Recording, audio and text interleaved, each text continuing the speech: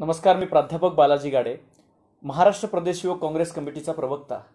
आज बौद्ध पौर्णिमेच्या निमित्ताने मी तुमच्या समोर लाईव्ह आहे। तथागत गौतम बुद्धांचा जन्म म्हणून, जयंती म्हणून, त्याचबरोबर त्यांना सम्मासम संबुद्धी प्राप्त झालेला दिवस म्हणून आपण बौद्ध पौर्णिमा साजरी करतो।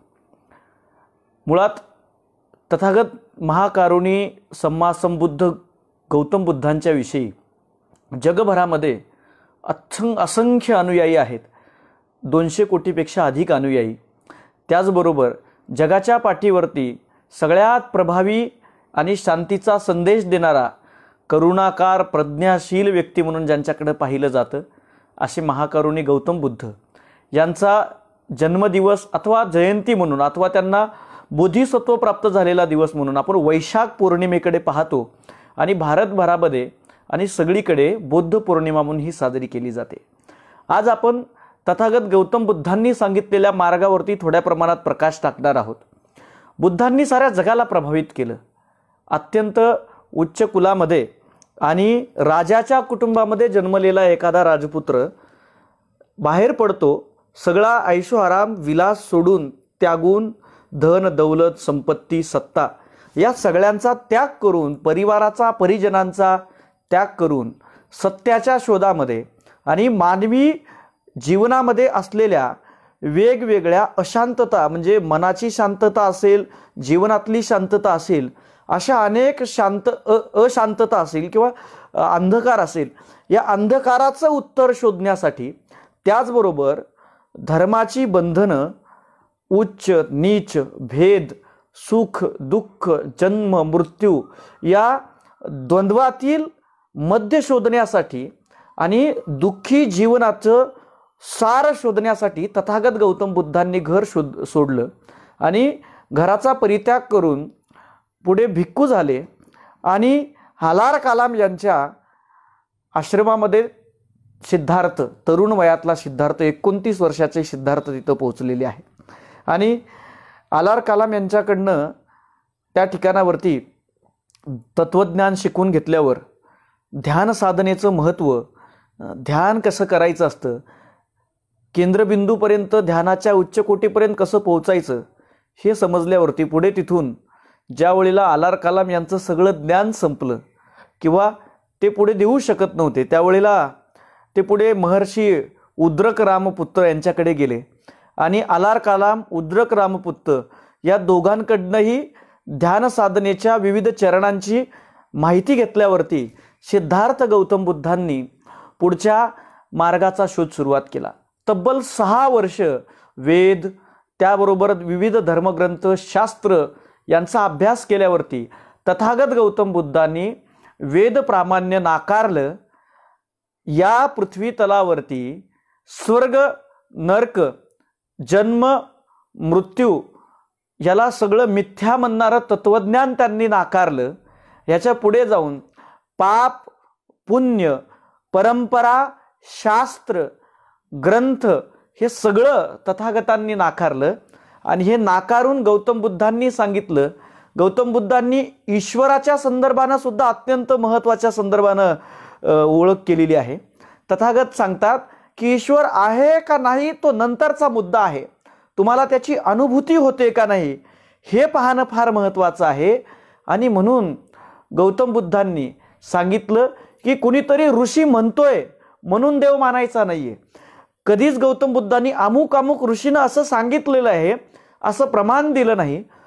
तथागतांनी सांगितलं की तो सांगतोय म्हणून ऐकायचं नाही, एखादा ऋषी सांगतोय म्हणून ऐकायचं नाही, एखादा संत सांगतोय, एखादा महामानव सांगतोय म्हणून ऐकायचं नाही, अगदी मी सांगतोय म्हणून सुद्धा ऐकायचं नाही, तर तुमच्या तर्काच्या आधारावर तुम्ही अनुभव घेऊन ज्या वेळेस एखादी गोष्ट तुम्हाला योग्य वाटेल त्याच वेळेला तुम्ही स्वीकारली पाहिजे।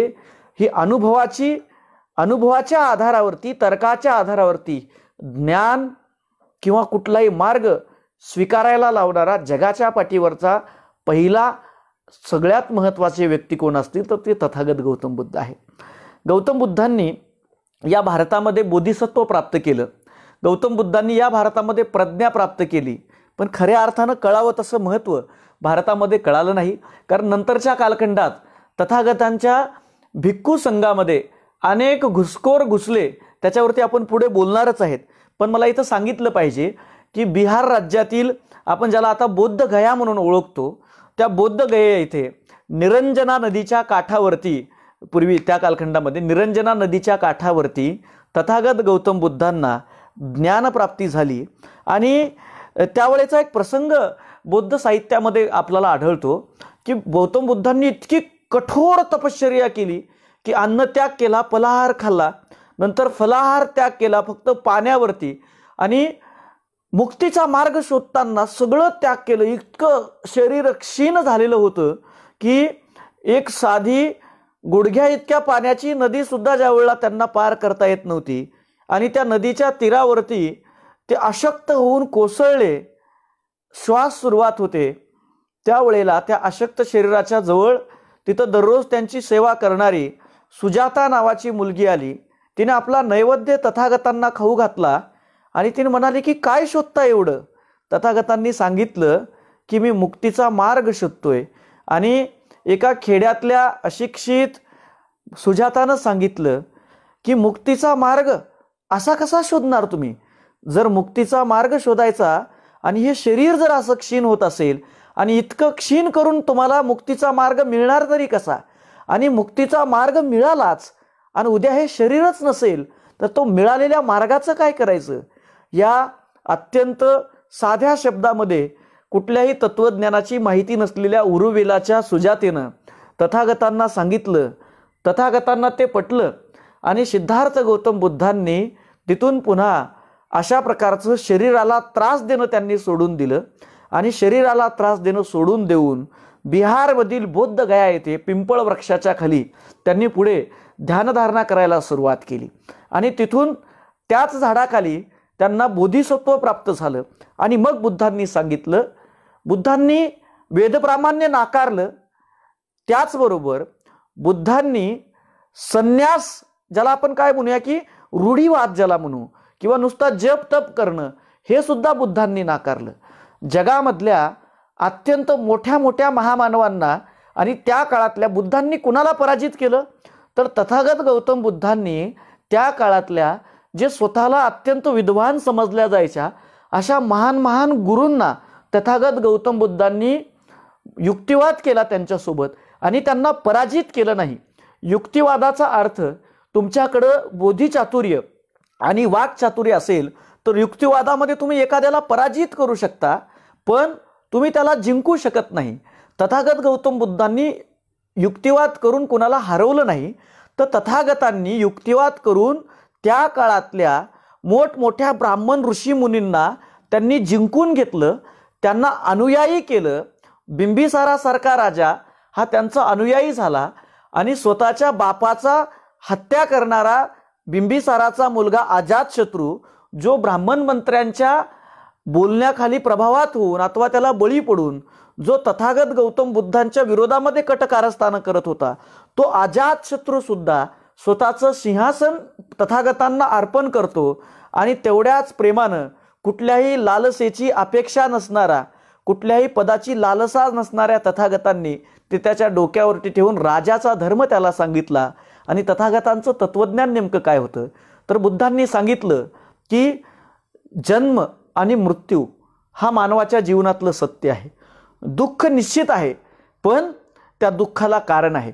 म्हणून बुद्ध सांगतात की जीवनामध्ये सुखाच्या पाठीमागे आपण जर लागत गेलो तर दुःख हे आपल्याला निश्चितपणे येतं, पण सुखाची अभिलाषा सोडली तर दुःखाचं भय कमी होतं. हे बुद्धांचं तत्वज्ञान शाश्वत आहे. आणि हे शाश्वत तत्वज्ञान भारताच्या गंगेच्या पात्रातनं पुढे चीनपासनं जगाच्या सगळ्या पाठीवरती गेलं. चीन, जापान, इंडोनेशिया, अगदी आज जगभरामध्ये 230 कोटी जवळजवळ बौद्ध अनुयायी एकंदरीत आहेत. आणि मग बुद्धांनी नेमकं काय सांगितलं? तर तथागत म्हणतात की पाप पुण्य हे सगळं इथल्या धर्मांनी निर्माण केलेलं आहे. वर्णव्यवस्था बुद्धांनी नाकारली. त्याचबरोबर बुद्धांनी त्या कालखंडामध्ये सर्व वर्णाच्या, सर्व जातीच्या, सर्व धर्माच्या, सर्व लिंगांच्या लोकांना स्वतःच्या धर्मामध्ये स्थान दिलं आणि माणूस म्हणून पाहिलं. बुद्धांचं वैशिष्ट्य मला एक इथं सांगितलं पाहिजे की बुद्धांची प्रत्येक व्यक्तीकडे पाहण्याची दृष्टी ही अत्यंत वेगळी होती.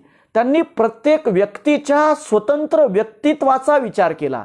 आणि म्हणून आचार्य रजनीश ओशो असं म्हणतात की जगाच्या पाठीवरती तथागत गौतम बुद्धाच्या अगोदरही आणि तथागत गौतम बुद्धाच्या नंतरही बुद्धांइतका बुद्धिमान व्यक्ती कोणी झाला नाही.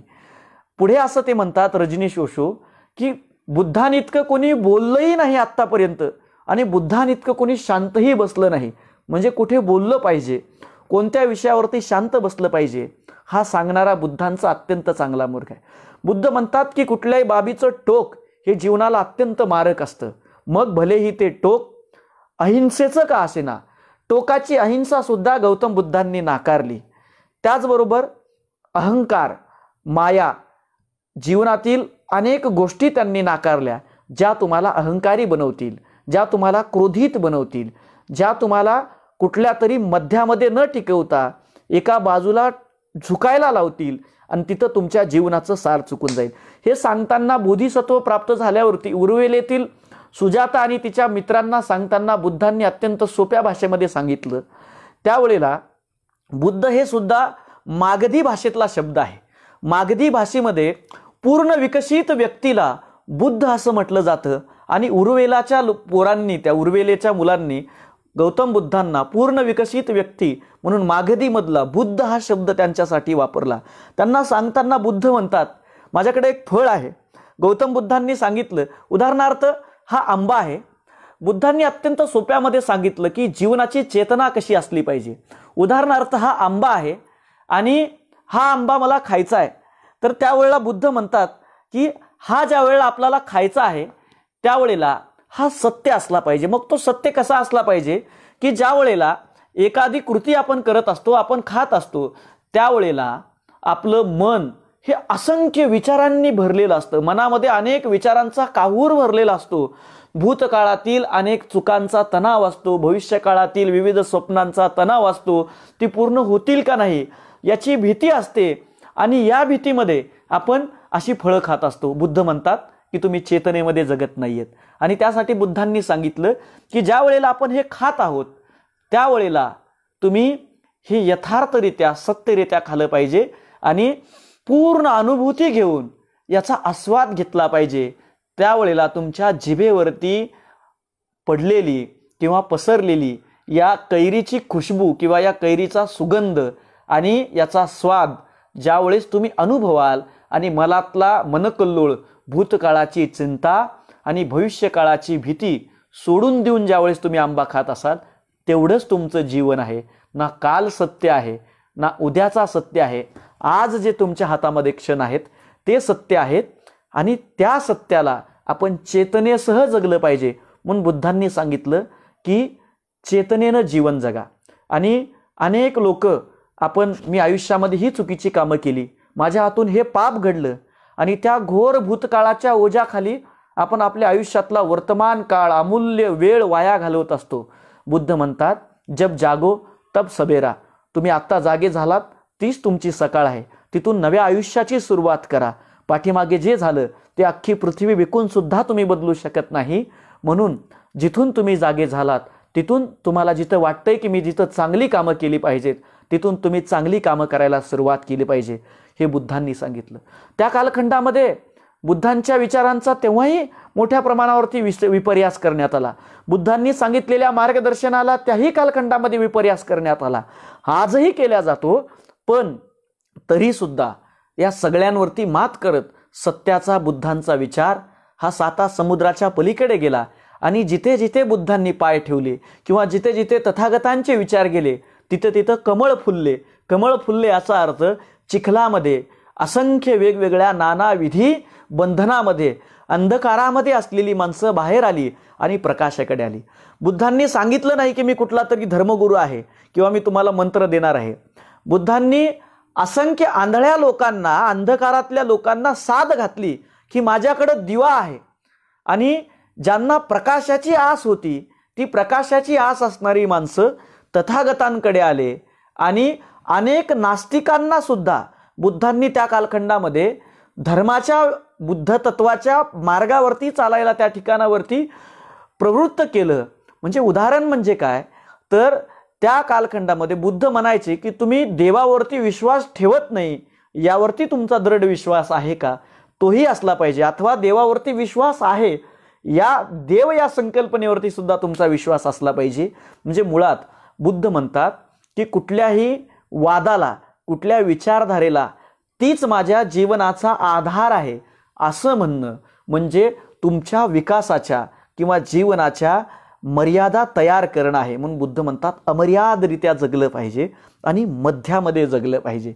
आणि हा मध्यामध्ये सुख आणि दुःखाच्या मध्ये जगता आलं पाहिजे. आणि ह्या सगळ्या तत्वाला त्या काळातल्या रूढीवादी, पोथी म्हणणाऱ्या किंवा मंत्र उच्चाटन करणाऱ्या आणि वर्णव्यवस्था मानणाऱ्या ब्राह्मणांनी विरोध केला आणि बुद्धांवरती आघात सुद्धा केला. याचं उदाहरण म्हणून सांगतो की महाराज बिंबिसार जे होते मगधचे, त्यांना त्या कालखंडामध्ये भयकवण्याचं, गुमराह करण्याचं काम केलं. पण महाराज बिंबिसार हे तथागतांचे अनुयायी झाले. पुढे अजातशत्रूला मग त्यांनी उकसवलं आणि अजातशत्रूने स्वतःच्या पित्याची हत्या केली त्यांच्या ब्राह्मण कुलगुरूच्या प्रलोभनांना बळी पडून. पुढे अजातशत्रू सुद्धा त्यांना बळी पडला आणि त्याच कालखंडामध्ये चंपा नावाच्या नगरीमध्ये त्याच्या शेजारी 500 भिक्खूंसोबत तथागत आलेले होते. आणि तिथल्या लोकांना कळाल्यावरती तिथला सौदंड नावाचा ब्राह्मण हा भेटायला निघाला. तो अत्यंत प्रसिद्ध होता, वयस्कर होता, हुशार होता, श्रीमंत होता. बिंबिसार राजाने त्याला चंपा नगरीची जहागीर दिलेली होती. त्याच्याकडं शेकडो ब्राह्मण हे मंत्र उच्चाटन आणि वेदाचं ज्ञान शिकायला यायचे. 4 वेद शास्त्र यांचा अभ्यास त्याचा होता आणि तो त्या काळातल्या तेथील ब्राह्मणांचा अत्यंत प्रतिष्ठित व्यक्ती म्हणून सौदंडाकडे पाहिल्या जायचं. हा सौदंड चंपा नगरीच्या शेजारी तथागत गौतम बुद्ध आलेले आहेत हे म्हटल्यावरती त्यांना भेटायला गेले. भेटायला निघाल्यावर अनेक ब्राह्मणांनी त्यांना नको असं म्हटलं. अजातशत्रूंनी त्यांच्यात चर्चा घडवली असंही काही संदर्भ सापडतात, पण आपण त्याच्यामध्ये पडू नये, आपण मूळ विषय समजून घेऊया. आणि मग हा सौदंड पुढे सिद्धार्थ गौतम बुद्धांना भेटायला गेला आणि तथागत गौतम बुद्धांना भेटायला गेल्यावर सगळ्या ब्राह्मणांनी त्यांना, काहींनी विनम्र अभिवादन केलं, काहींनी स्वतःचं कुळ सांगितलं, काही स्वतःची संपत्ती, काहींनी पद सांगितलं आणि बसले. आणि त्यावेळेला सौदंड आणि बुद्धांची चर्चा सुरुवात झाली. बुद्धांची आणि त्यांची चर्चा सुरू झाल्यावरती तथागत गौतम बुद्धांनी त्याला एक प्रश्न विचारला. त्याला भीती होती की माझा वेदशास्त्रामध्ये अभ्यास आहे आणि बुद्धांनी त्याच्यावरतीच प्रश्न विचारावा. तो म्हणाला की तुमचं वय माझ्यापेक्षा कमी आहे, तुम्ही विषय निवडा. आणि तथागतांनी विषय निवडला की योग्य ब्राह्मण असण्यासाठी किंवा एखाद्या व्यक्तीला ब्राह्मण होण्यासाठी कोणते कोणते गुण योग्य आहेत.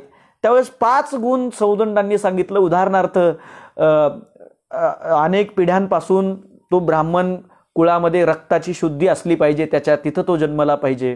अथवा त्याला मंत्र उच्चाटन, गोरा रंग, प्रज्ञा, शील, शिलाचार असे अनेक वेगवेगळे त्यांनी सांगितले. आणि गौतम बुद्धांनी मग हळूहळू यातले कुठले महत्वाचे नाही आहेत, एक कुठला काढायचा, दुसरा कुठला काढायचा, तिसरा कुठला, आणि शेवटी प्रज्ञा आणि शील या मुद्द्यापर्यंत सौदंड येऊन पोहोचले. अनेक ब्राह्मणांनी शिव्या घालायला सुरुवात केली की तुम्ही कुळाची शुद्धी कशी नाकारताय, तुम्ही ब्राह्मणांचा वर्ण कसा नाकारताय आणि तुम्ही प्रज्ञाशील ज्याच्यात असेल तोच ब्राह्मण असं कसं काय म्हणताय. असं सौदंडाला विरोध झाला. तथागतांनी त्या सगळ्यांना शांत केलं आणि म्हणाले की जर तुम्हाला यांच्यावरती विश्वास नसेल आणि कुणाला वेगळा विषय चालवायचा असेल आणि हा विषय पुढे न्यायचा असेल तर तुम्ही माझ्यासोबत चर्चा करू शकता. सगळे शांत झाले आणि सगळे शांत झाल्यावरती पुढे तथागतांनी त्यांना सांगितलं की बरोबर आहे की प्रज्ञा आणि शील यातलं कुठलं महत्वाचं आहे सांगा. सौदंड म्हणाले की प्रज्ञा असेल तरच शील निर्माण होतं आणि ज्याच्याकडे शील आहे, चारित्र्य आहे, त्याच्यातच प्रज्ञा अर्थात ज्ञान असू शकतं. म्हणून प्रज्ञा आणि शील या एकाच नाण्याच्या 2 बाजू आहेत, तरी सुद्धा जगात शीलाला अधिक महत्त्व आहे असं ज्यावेळेस सौदंड म्हणाला त्यावेळेला तथागतांनी त्याला सहमती दर्शवली. आणि मग पुढे शेवटचा प्रश्न विचारला की प्रज्ञा आणि शीलाला उच्चतम कोटीपर्यंत कसं विकसित करायचं. हे ज्यावेळेस विचारलं त्यावेळेला सौदंडाकडे उत्तर नव्हतं. आणि त्या सगळ्या भागामध्ये 4 वेदाचा ज्ञानी म्हणून ओळखल्या जाणारा सौदंड हा तथागत गौतम बुद्धांचा अनुयायी झाला. कारण गौतम बुद्धांनी कुठल्या ग्रंथांचा आधार घेऊन कुठली गोष्ट सांगितली नाही, अनुभवाच्या आधारावरती सांगितलं. गौतम बुद्ध म्हणतात शीलाचार, सदाचार, ध्यान या आधारावरती तुमच्या प्रज्ञा, शील हे वाढवता येतं. म्हणून शीलाचार, सदाचार आणि ध्यान या आधारावरती आपली प्रज्ञा आणि शील वाढवावी. आणि जे बुद्धांनी सांगितलं ते आज पौर्णिमेच्या निमित्ताने आपण सापेक्ष अहिंसा स्वीकारत, अहिंसा ही टोकाची नको. महावीरांनी सांगितली ती टोकाची अहिंसा होती. बुद्धांनी सांगितलं की अहिंसेचं सुद्धा टोक नको. यासाठी जातक कथांमध्ये एक कहाणी येते की एक सर्प होता. आपण बऱ्याच जणांनी ऐकलं असेल बुद्ध कथांमध्ये. आणि तो साप सगळ्या गावाला चावायचा. त्यावेळेला ती सगळी माणसं त्या सापाला घाबरायची. त्या सापाची एक दहशत बसली होती. एक बौद्ध भिक्खू तिथनं जात होता. त्यावेळेला तो साप त्यांना भेटला आणि त्या सापाला तो बौद्ध भिक्खू म्हणाला की तुझ्यामुळं इथले लोक त्रासलेले आहेत, तू अहिंसक झालं पाहिजे. आणि तो साप इतका अहिंसक झाला की नंतर रस्त्यावर पडलेल्या दोरी इतकी सुद्धा त्याची किंमत राहिली नाही. लोक त्याला दगडं घालू लागले. तो दगडं माती खाऊन जगू लागला. पुन्हा काही कालावधीनं तो बौद्ध भिक्खू तिथून जात होता. त्यावेळेला त्या सापाची परिस्थिती पाहून त्या भिक्खूला अत्यंत वेदना झाल्या आणि त्यानं विचारलं की ही परिस्थिती तुझी अशी कसं काय झाली? तू इथला अत्यंत दहशत असलेला होतास, तुझी दहशत लोकांवरती होतीस. त्यानं सांगितलं की आपण मला सांगितलं होतं की चावणं चुकीचं आहे आणि म्हणून मी हिंसा सोडून दिली. त्यावेळेला तो भिक्खू म्हणाला की मी तुला चावायला आणि हिंसा करायला बंदी घातली होती किंवा नको म्हणालो होतो, पण मूळ सापाचा गुणधर्म सोड असं म्हणालो नव्हतो, जो फुत्कारणे आहे. याचा अर्थ काय? तर बुद्धांनी सापेक्ष अहिंसा सांगितली. अहिंसा टोकाची सुद्धा नकोय. म्हणून कुठल्याही गोष्टीचं टोक नाही तर मध्यामध्ये जगता आलं पाहिजे. गौतम बुद्धांचे वडील सिद्धोधन ज्यावेळेला मृत्यूशय्येवरती होते आणि शेवटच्या घटका मोजत होते, त्यावेळेला मृत्यू संदर्भात बुद्धांनी सांगितलेलं सूत्र अत्यंत महत्त्वाचं आहे. मृत्यूबाबत गौतम बुद्ध म्हणतात की आपण मृत्यू हा होतच नाही, म्हणजे मृत्यू हा सत्य त्यांनी सांगितला. पण जन्म आणि मृत्यूबद्दल ते म्हणतात की आपण एका ऊर्जेचा झरा आहोत. आणि तो कशा प्रकारचा? तर ते सांगताना म्हणतात की आपण आपल्या आजोबांची छबी आपल्या वडिलांमध्ये आहे, वडिलांची छबी आणि गुणसूत्र आपल्यामध्ये आहेत, आपले गुणसूत्र आपल्या मुलांमध्ये येणार आहेत. आणि म्हणून आपण आपल्या वेगवेगळ्या जीवनांच्या माध्यमातून, पूर्वजांच्या माध्यमातून, येणाऱ्या पिढ्यांच्या माध्यमातून, नातलगांच्या माध्यमातून आपण जिवंत असतो. जीवन हे चिरंतन चालत असतं. जन्म आणि मृत्यू जीवनाला जिवंत ठेवणाऱ्या घटना आहेत. म्हणून जीवन हे शाश्वत आहे हे बुद्धांनी सांगितलं. आणि म्हणून मला इतकंच सांगायचं आहे की मध्यम अहिंसा असावी. अहिंसेचंही टोक नको आणि हिंसाही नको. हिंसा बुद्धांनी पूर्ण नाकारली. सगळ्यांवरती दया करावी आणि अहिंसेच्या माध्यमातून आपण जीवनाचं सुख समृद्धी मिळवावी आणि सुखाच्या नाही तर समाधानाच्या पाठीमागं लागावं, हा बुद्धांचा विचार आपण आपल्या जीवनामध्ये घ्यावा. हीच बुद्ध पौर्णिमेच्या निमित्तानं मी त्यांना अभिवादन करतो या ठिकाणावरती. पण पुढे असं झालं की सम्राट अशोकानं ज्या वेळेला तथागत गौतम बुद्धाच्या धम्माचा स्वीकार केला आणि बौद्ध भिक्खूंना ताकद दिली आणि हा बौद्ध धम्म जगाच्या पाठीवरती पसरला, जगभरामध्ये धम्म प्रसारक गेले, त्यावेळेला अनेक देणग्या बौद्ध भिक्खूंना मिळू लागल्या आणि विविध घुसखोर, इतर संप्रदायाचे घुसखोर बौद्ध धम्मामध्ये घुसून चिवर धारण करून, भगव वस्त्र धारण करून स्वतःला बौद्ध भिक्खू म्हणून त्यांचे विचार लोकांवरती थापायला लागले आणि बौद्ध तत्वज्ञानामध्ये घुसखोरी चालू केली. ही घुसखोरी पुढे या धम्माला थोड्या प्रमाणामध्ये ठेच पोहोचू शकली, पण तरीसुद्धा बुद्धांचा विचार या सगळ्यांवरती मात करत अहिंसेचा विचार हा 7 समुद्राकडे पोहोचला आणि आजही तो जिवंत आहे. त्याला अजून शुद्ध करून आपल्याला पुन्हा आपल्यापर्यंत आणायचं आहे. जगाच्या पाठीवरती मानवी जीवनाला सुखी करणारं आणि प्रेरित करून जीवन प्रफुल्लित करणारं जर कुठलं तत्वज्ञान असेल तर ते तथागत गौतम बुद्धांचं तत्वज्ञान आहे. आणि म्हणून त्याबद्दल भारतामध्ये डॉक्टर बाबासाहेब आंबेडकरांपुढे धर्म स्वीकारण्याचे अनेक वेगवेगळे ऑप्शन होते. मुस्लिम होता, ख्रिश्चन होता, शीख होता, पण त्यांनी ते नाकारलं. कारण त्याच्यामध्ये सुद्धा रूढीवाद, परंपरा, भेद, ईश्वर, मृत्यू, पाप, पुण्य, स्वर्ग, नरक अशा ह्या सगळ्या गोष्टी होत्या. आणि याच्या पलीकडे माणसाला माणूस म्हणून समता प्राप्त करणारा धर्म त्यांना पाहिजे होता. आणि तो धर्म डॉक्टर बाबासाहेब आंबेडकरांनी बुद्ध धम्म निवडला. बुद्धांचा मानवतेच्या मार्गावरती चाललेला बुद्ध धम्म निवडला आणि असंख्य अस्पृश्य समुदायानं त्यामध्ये प्रवेश केला. आणि त्याचा परिणाम असा झाला की इथल्या उच्चवर्णीय समजल्या जाणाऱ्या लोकांनी, अस्पृश्यांनी बौद्ध धम्म स्वीकारला म्हणून त्याच्याकडे पाहण्याची दृष्टी ही अस्पृश्यता द्रष्टक केली. आणि त्यामुळे बुद्धांचा विचार हा आपल्याला कळू शकला नाही. खरं तर बुद्ध न समजून घेणं म्हणजे दुःखातल्या आयुष्याचा मार्ग, दुःखातून बाहेर निघण्याच्या मार्गाला लाथाडणं आहे. म्हणून मला इतकंच सांगायचंय की बाबासाहेब आंबेडकरांनी अस्पृश्यांना बुद्धांचा मार्ग दाखवला आणि समतेच्या वाटेवरती नेलं. म्हणून उच्चवर्णीयांनी त्याचा क्लेश न करता इतर जाती धर्मातील लोकांनी बुद्धांना समजून घेतलं पाहिजे. बुद्ध आपले आहेत, बुद्ध आपला आहे, आपल्या मातीतला आहे. या मातीला त्यांनी एक वेगळी उंची ओळख करून दिली. उत्तर प्रदेश किंवा आत्ताचा बिहार असेल या प्रांतामध्ये बुद्धांचं संपूर्ण आयुष्य गेलं आणि त्यांनी जगाला संदेश दिला. तो संदेश जगानं स्वीकारला. पण आपण करंटी माणसं बुद्धांचं इतकं सोपं साधं तत्वज्ञान समजून घेऊ शकलो नाही. ज्यांना वाटतं बुद्ध परका आहे, आपला नाही आहे, त्यांच्यासाठी डॉक्टर आह साळुंक्यांचं मला हे वाक्य वाचून दाखवणं फार महत्त्वाचं वाटतं. सर्वोत्तम भूमिपुत्र गौतम बुद्ध यामध्ये डॉक्टर आह साळुंके असं म्हणतात, बुद्ध कोणी परका नाही, कोणत्याही अर्थाने परका नाही, वैरी तर नाहीच नाही. खरे तर तो आपल्याच अंतशक्तीचे साकार रूप आहे, आपल्याच सर्वस्वाचे अस्सल सार आहे. आपण पूर्णपणे फुलल्यावर जसे दिसू अगदी तंतोतंत तसा बुद्ध आहे. किंबहुना आपण त्याचे अविकसित पूर्वरूप आहोत आणि तो आपले विकसित उत्तर रूप आहे. बुद्ध हा कोणत्याही अंशाने आपल्याला परका नाही. आपण अविकसित आहोत आणि पूर्ण विकसित झाल्यावरती जसे दिसू आपण तसा तो बुद्ध आहे. याचा अर्थ आपण बुद्धाचं अविकसित रूप आहोत हे स्वीकारलं पाहिजे आणि हा बुद्धांचा मार्ग आपल्या जीवनामध्ये प्रकाशमान करावा. म्हणून बुद्धं शरणं गच्छामि, धम्मं शरणं गच्छामि, संघं शरणं गच्छामि. बुद्धांनी सांगितलं की स्वतःला शरण जा, स्वतःचे दीपक स्वतः बना. कुठल्या तरी कानफुक्या गुरुच्या शोधामध्ये बाहेर फिरू नका. तुमच्या जीवनाच्या समस्यांचं निदान हे बाहेर नाही तर तुमच्या आत आहे. म्हणून स्वतःचा दीपक स्वतः व्हा. इतराच्या प्रकाशामध्ये स्वतःच्या जीवनाचा अंधकार कधीच दूर होणार नाही.